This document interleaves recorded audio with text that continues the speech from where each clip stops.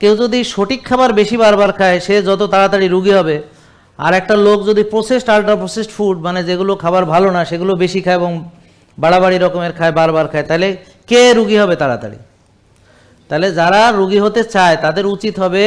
সাদা ভাত, সাদা রুটি, সাদা লবণ, সাদা চিনি, সয়াবিন তেল, ডুবো তেলে ভাজা, ক্রিস্পি, ক্রাঞ্চি, মশমশা, কসকসা, chip, juice, burger, sandwich, French fry, এভাবে যত রকম আছে, আইসক্রিম, চকলেট, তারপর দুধ চা, দুধ চিনি দিয়ে চা, দুধ চিনি দিয়ে কফি, হ্যাঁ, চকলেট, পেস্ট্রি, হ্যাঁ, জন্মদিনের কেক থেকে শুরু করে, জেহাপত থেকে শুরু করে যা আছে ধোঁয়ায় খাইতে হবে, এবং কম খাওয়া যাবে না, এবং বেশি খাইতে হবে, এবং বারবার খাইতে হবে, ঠিক আছে? কারণ রুগী হওয়ার অধিকার সবারই আছে, স্বাধীন দেশ, রুগী সে হইতে চায়, তাকে ঠেকায় রাখা আমাদের তো এটা দায়িত্ব না। জেকে লাইফস্টাইল, ওষুধ মুক্ত সুস্থ জীবন।